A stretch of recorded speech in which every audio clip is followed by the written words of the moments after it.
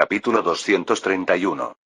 En el pueblo de Lavaz, todos los hogares estaban iluminados con luces, árboles de Navidad adornados con adornos brillantes y voces alegres provenientes del interior. La casa de Charles no era la excepción, y había recibido un regalo extraordinariamente especial. Un caballo. Sí, un caballo de verdad. Deyoka y Camille llevaban más de 2 semanas preparándose para este día. Compraron el viejo cobertizo del vecino Daniel, lo convirtieron en establo e incluso contrataron a la señora Daniel para que cuidara del caballo por 30 francos al mes. Esa tarde, Charles conoció al caballo. Era un corcel fuerte, de un blanco puro, con un paso elegante, y cada casco producía un sonido nítido y resonante. Deyoka le había puesto un arreo nuevo y reluciente, y Charles incluso intentó montarlo y dio un breve paseo.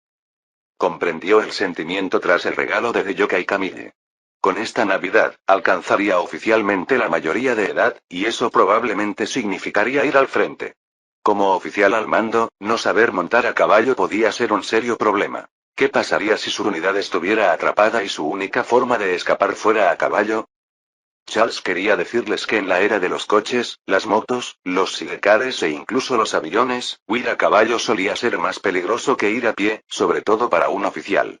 Pero se contuvo, pues no quería arruinar la consideración que había detrás de su regalo. En ese momento, la familia disfrutaba de una suntuosa cena navideña. Pavo asado, foie gras, pastel de crema, pescado ahumado, todo estaba delicioso, aunque el pavo estaba un poco duro para el gusto de Charles. No era que a Camille le faltaran habilidades culinarias. Más bien, pensaba que el ave en sí estaba demasiado seca y masticable para asarse a la perfección. Ha sido un año mágico, dijo Deyoka, un poco achispado y visiblemente alegre, tras haber bebido unas copas. Hace apenas unos meses, Charles aún estudiaba en el instituto, y ahora míralo. Deyoka alzó su copa por Charles, con los ojos llenos de orgullo. Es un coronel, un héroe. Parece un sueño. Camille sonrió de orgullo y también levantó su copa. Por Charles. Por Charles. Repitió Deyoka, vaciando su vaso. Charles miró su propio vaso de jugo de uva, claramente excluido del brindis con vino. De repente, el sonido de los frenos de un coche resonó afuera, y Deyoka y Camille se pusieron serios. Por el sonido, supusieron que era Laurent, y que una visita suya a esas horas no podía ser un buen augurio. Camille frunció el ceño y susurró. ¿Seguro que ya están aquí para llevarse a Charles? Deyoka levantó una mano, indicándole a Camille que no dijera nada más, luego se levantó para abrir la puerta antes de que Laurent pudiera tocar. Laurent entró corriendo, disculpándose con un rápido gesto de la cabeza de Deyoka y Camille antes de volverse con urgencia hacia Charles. Emergencia, coronel. El general le ha ordenado que regrese al cuartel general inmediatamente. Una inquietud se apoderó de Charles. ¿Estaba Alemania lanzando una ofensiva? ¿En Nochebuena? Mientras regresaban, Charles se dio cuenta de que se había equivocado. No era que los alemanes estuvieran atacando, ni que los franceses estuvieran lanzando una ofensiva. Era algo completamente distinto. Un alto al fuego. Todo el frente quedó en silencio. Dentro del cuartel general del Comando de Defensa de París, todo estaba en silencio. Esto no se debía a pereza. Simplemente no había nada que hacer. Durante horas, no recibieron noticias del frente. Los pocos mensajes que llegaban eran el superficial todo tranquilo. Gallieni, sin embargo, no tenía prisa. Bebió su café con calma y, al ver a Charles subir las escaleras, dejó la taza. Disculpe que lo interrumpa, coronel, pero esto se refiere a la Gaceta de Honores. ¿Escuché que hay un alto el fuego? Preguntó Charles. Sí, confirmó Gallieni. No sabemos con certeza dónde empezó, pero se extendió como una plaga por todo el frente. A lo largo de cientos de kilómetros, ni un solo disparo, ni una sola explosión de cañón. Los oficiales de comunicaciones se niegan a informar de nada, y algunos incluso han respondido. Fallo de radio.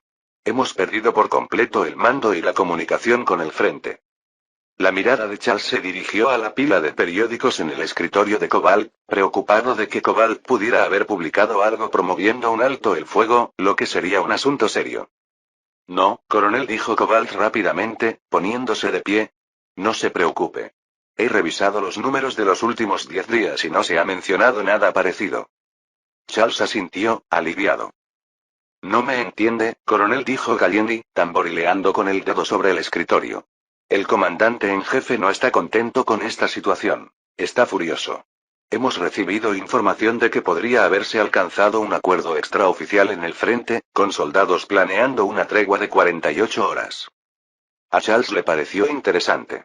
Incluso pensó que tal vez los gobiernos de ambos bandos podrían aprovechar esta oportunidad para sentarse a negociar, quizás discutir las razones de la guerra o la posibilidad de un armisticio más formal. Algo así como si los alemanes se retiraran a sus propias fronteras y Gran Bretaña y Francia se abstuvieran de vengarse.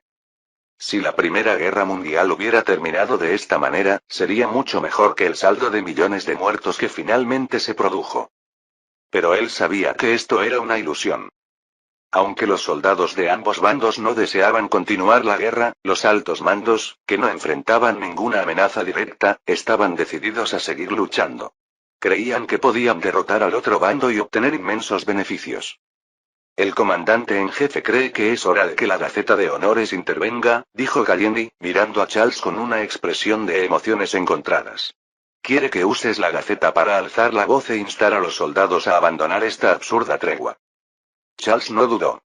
No, no lo haré. Gallieni suspiró con tono firme. Es una orden, coronel. General, intervino Cobalt.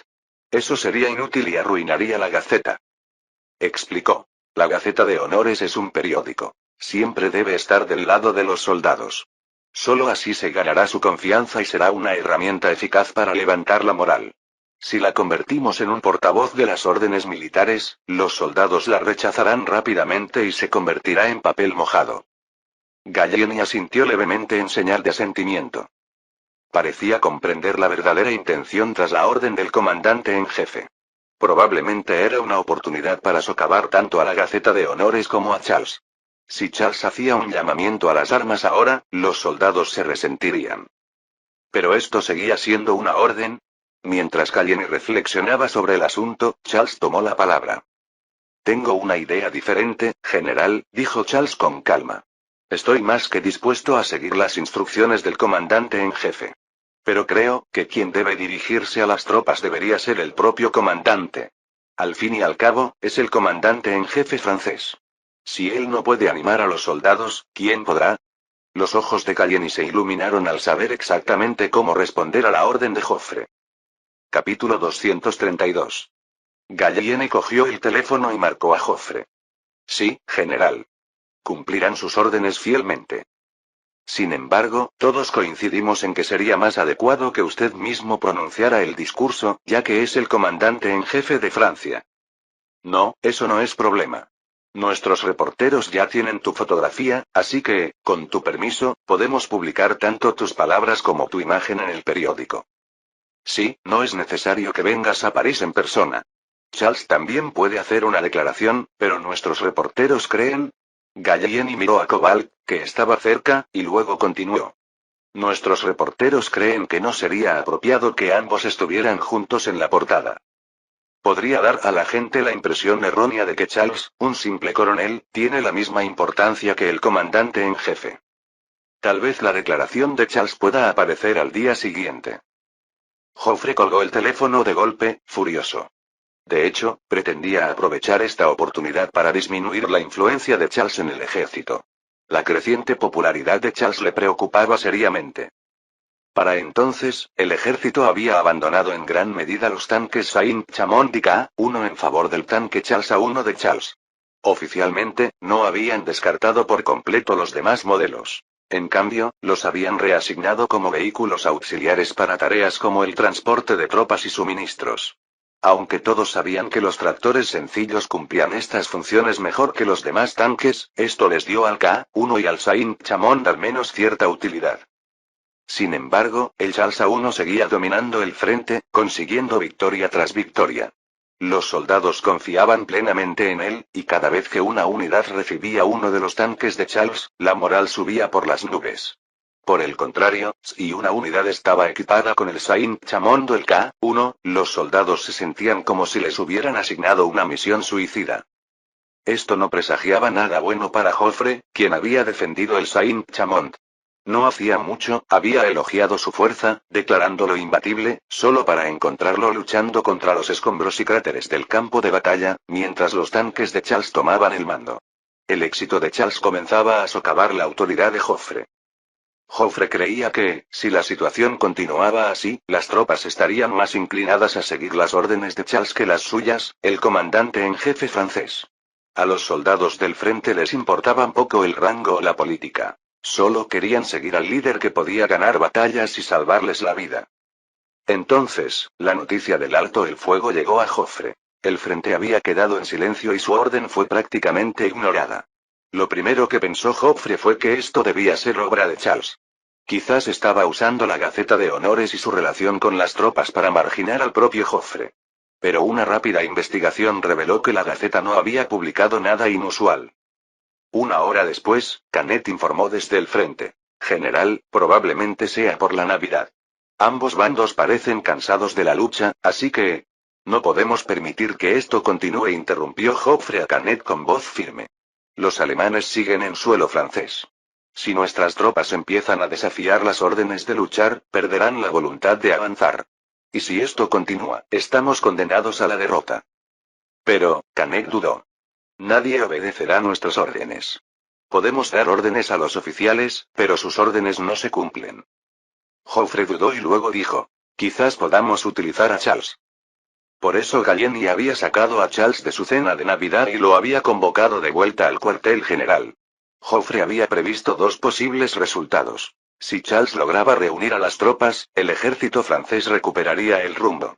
Si fracasaba, perjudicaría tanto a Charles como a la Gaceta de Honores. De cualquier manera, Joffre no tenía nada que perder. Inesperadamente, Gallieni eludió hábilmente la trampa y devolvió la pelota a la cancha de Joffre. Joffre frunció el ceño y se hundió en su silla. Usar su propio nombre para llamar a las tropas podría ser contraproducente. Si tenía éxito, la Gaceta compartiría la gloria, pero si fracasaba, lo humillaría como comandante en jefe. Sin embargo, no podía rechazar la idea. Admitiría que un simple coronel tenía más influencia que él. Canet notó el disgusto de Joffre y sugirió con cautela. Quizás, general, podríamos enviar tropas al frente para inspeccionar las unidades y empujarlas a reanudar el combate. No. El rostro de Joffre era pétreo mientras señalaba Ypres en el mapa. Su voz era baja y fría. Aquí empezó todo. Envía a la gendarmería, y si los soldados se niegan a obedecer las órdenes, ejecuta la orden de aniquilación. Nota. Bajo la Tercera República Francesa, la gendarmería estaba dividida en infantería y caballería. La orden de diezmar se originó con la República Romana, donde cada 10º soldado en unidades desobedientes era ejecutado. En Francia, el proceso era más amable. Los soldados elegían a los condenados entre los suyos, aunque la práctica rara vez se invocaba. Véase Senderos de Gloria, una película prohibida en Francia. Canet se quedó paralizado y miró a Joffre con incredulidad. Joffre reiteró con voz más dura. Ejecuta la orden. Sí, general, saludó Canet y, visiblemente conmocionado, se giró para cumplir las órdenes. Cuando Gallieni recibió la noticia en el Comando de Defensa de París, se quedó sin palabras. Francia sí contaba con un protocolo similar, diseñado para infundir miedo en quienes se atrevieran a desafiar las órdenes.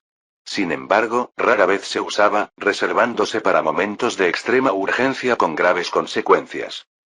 Para Gallieni, esta situación no era digna de mención. El supuesto desafío de las unidades de primera línea no había provocado ningún desastre. Simplemente intentaban celebrar la Navidad. Charles, al enterarse de la orden, quedó igualmente atónito. No imaginaba que Francia aún tuviera un protocolo tan brutal, ni que se ordenaría a los soldados elegir a miembros de su propia unidad para ser ejecutados. Creen que esto les levantará la moral y el espíritu de lucha. Dijo el mayor Fernand con amargura. No les importa, no son ellos quienes morirán. Charles pensó un momento y luego se volvió hacia Gallieni. General, resulta que compré un cargamento de pavos como regalo de Navidad. Me gustaría pedir permiso para llevarlos al frente y darle unas palabras de aliento.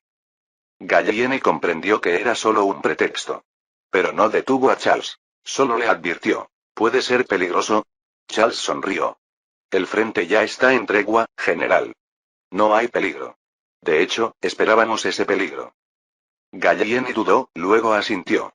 Muy bien. El día del ajuste de cuentas llegará. Capítulo 233. La línea del frente en Ypres estaba en pleno modo festivo.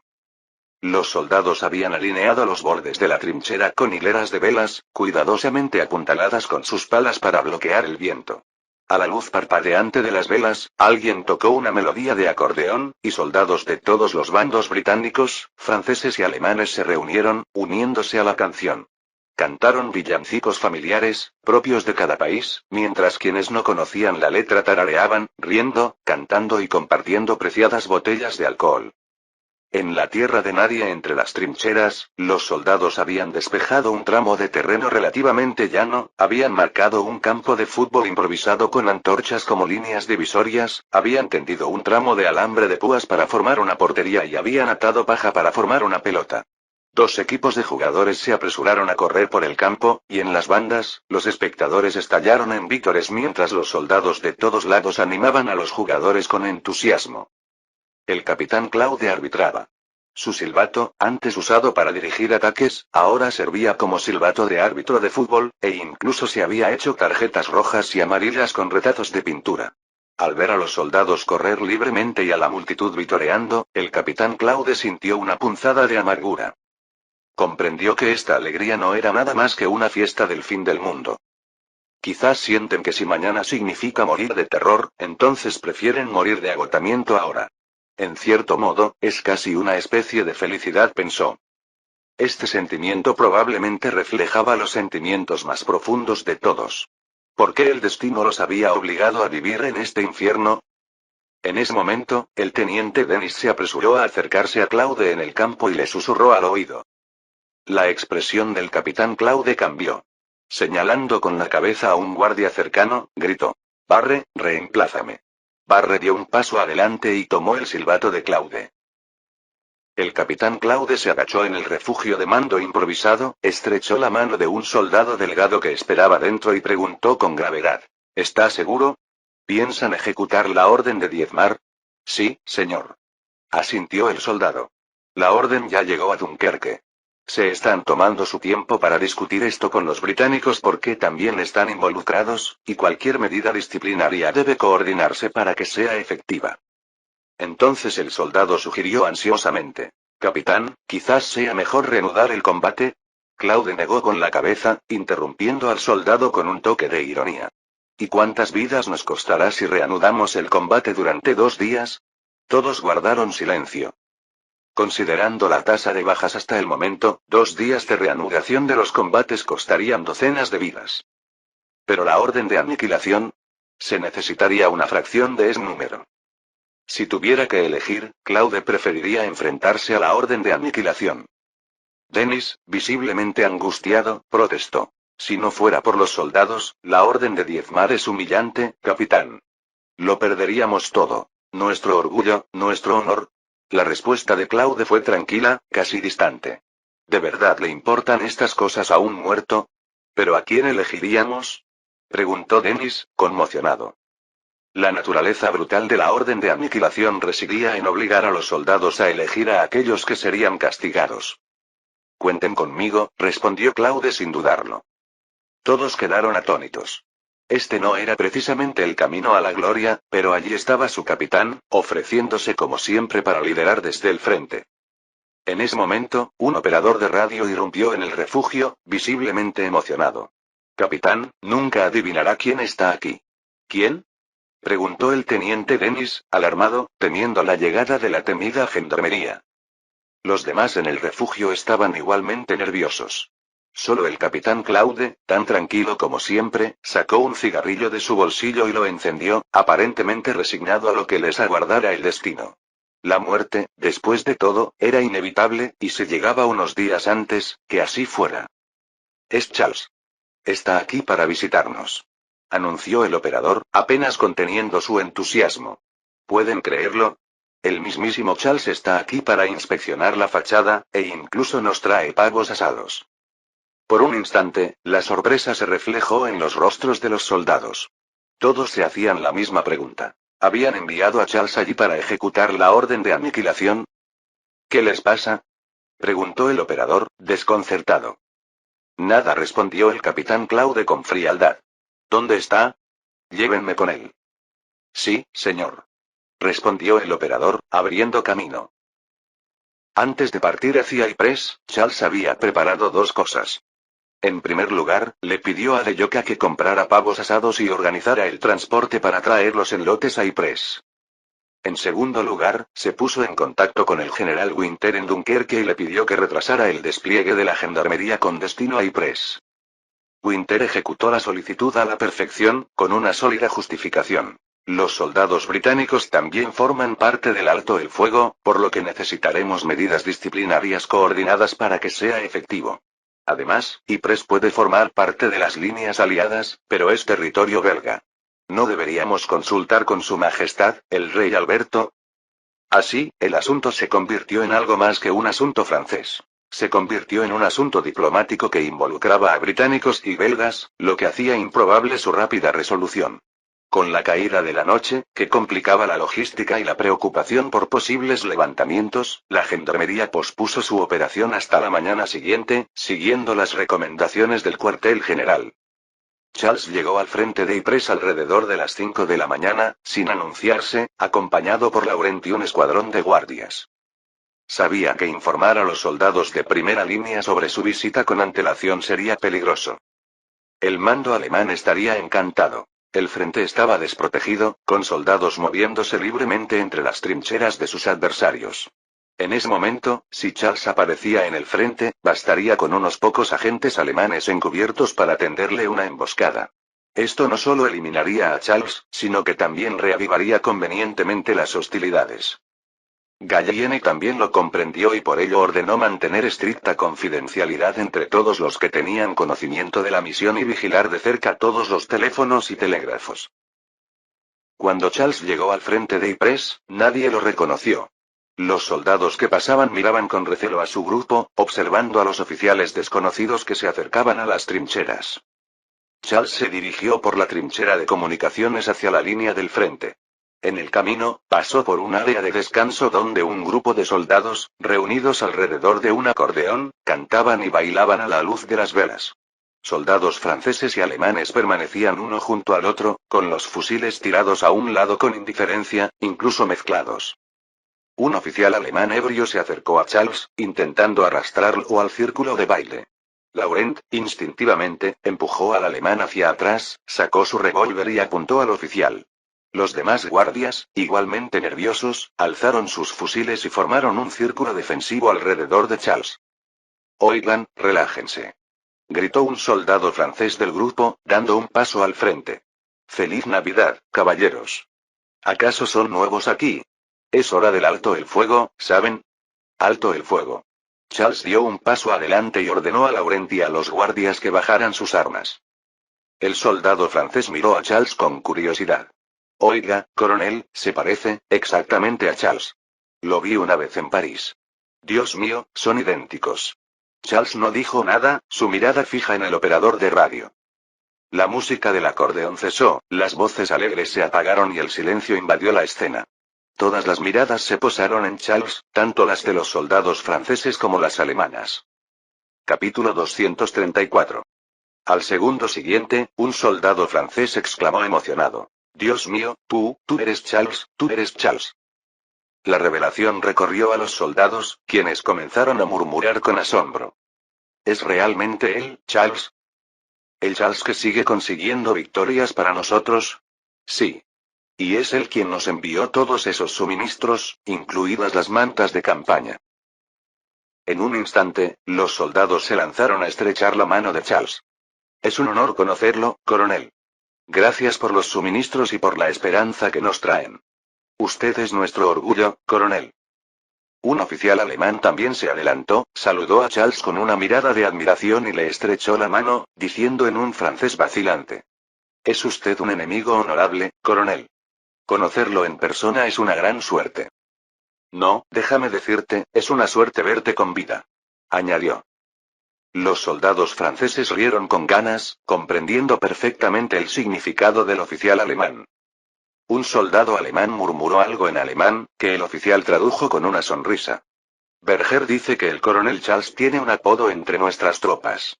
Lo llamamos el caballero de la guerra, es decir, un caballero nacido para el campo de batalla.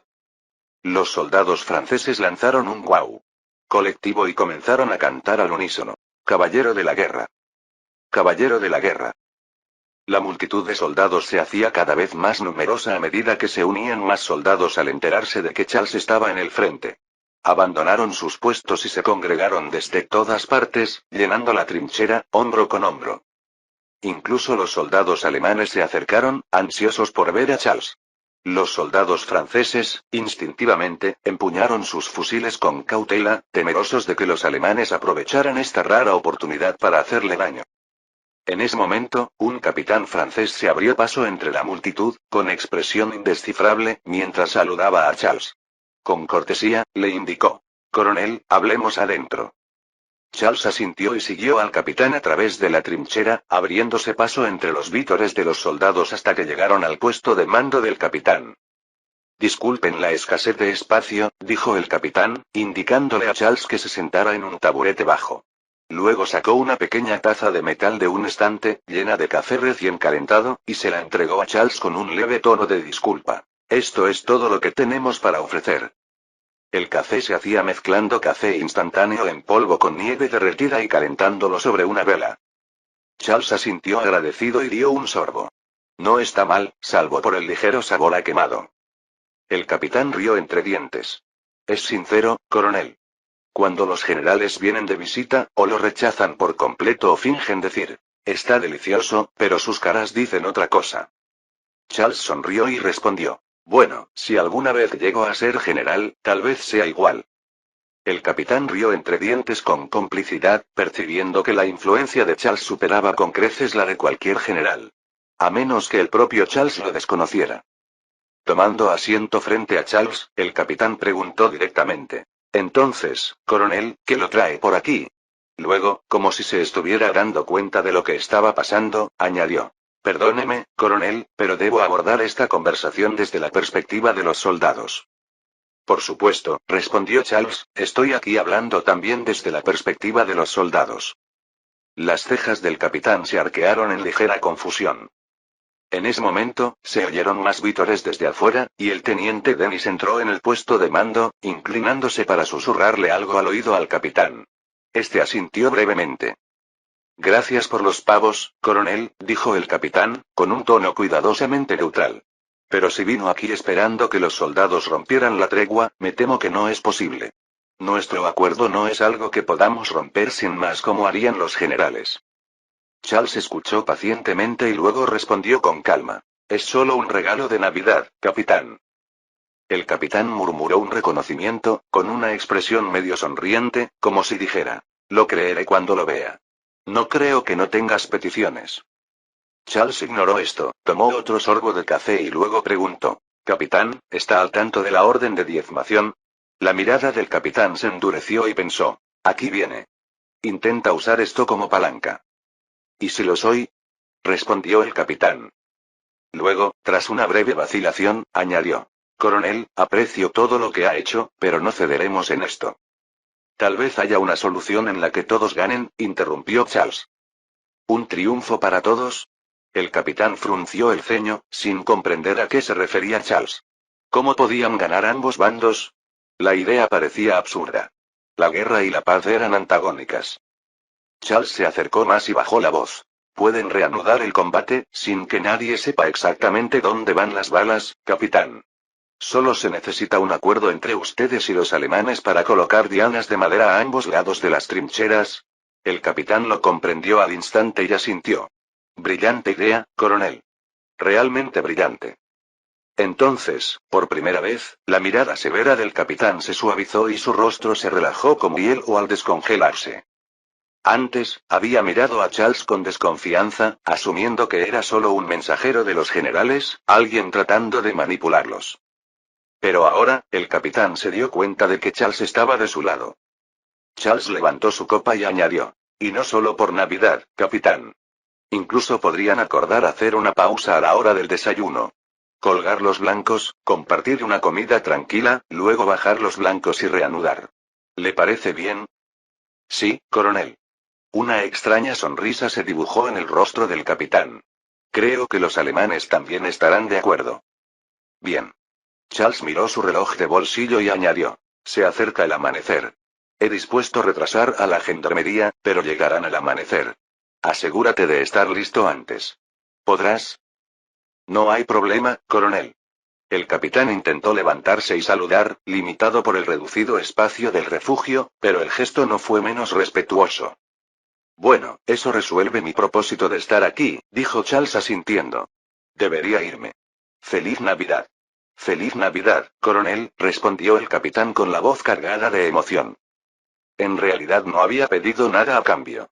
Había venido aquí simplemente para protegernos. Nadie, ningún otro hombre al mando se preocupaba tanto por el destino de los soldados de primera línea como Charles. Coronel. Gritó el capitán justo cuando Charles estaba a punto de salir del refugio. ¿Sí? Charles se giró. Me llamo Claude, coronel, dijo el capitán, enderezándose al máximo. Mis hombres y yo, esperamos algún día poder luchar bajo su mando. Charles asintió, luego se giró y salió del dugout. Capítulo 235. Charles había estado ausente del frente por menos de media hora cuando las líneas milagrosamente volvieron a su estado de combate total, con toda la línea defensiva llena de acción. Pero Joffre no estaba satisfecho. Ordenó a los gendarmes que procedieran con la inspección prevista del frente. El informe del capitán de la gendarmería no tardó en llegar. Están combatiendo con fiereza, general, de eso no hay duda. La batalla es intensa por todas partes, disparos y explosiones por todas partes. Joffre se quedó atónito, pues esto le pareció extrañamente inconsistente. La gendarmería preguntó entonces: General, ¿debemos seguir aplicando la orden de diezmar? Al recibir el telegrama, Joffre se quedó en silencio, momentáneamente inseguro. Canais, de pie cerca, aconsejó amablemente. General, han optado por obedecer las órdenes.